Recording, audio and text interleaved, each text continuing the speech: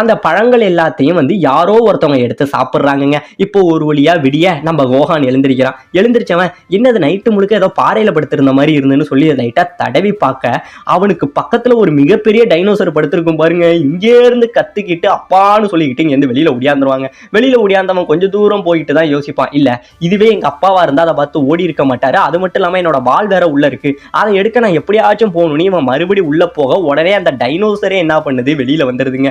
வெளியில வந்தோடனே நம்ம கோஹான் இங்க இருந்து பயந்துகிட்டு, மிஸ்டர் டைனோசர் என்ன மன்னிச்சிருங்க, நான் ஏதோ தெரியாம வந்துட்டேன் அப்படிங்கிற மாதிரி பேசிக்கிட்டு இருக்கேன். உடனே அந்த டைனோசர் என்ன பண்ணுது, கொஞ்சம் தூரம் வந்ததா அப்படியே மயங்கி கீழே விழுந்துருதுங்க.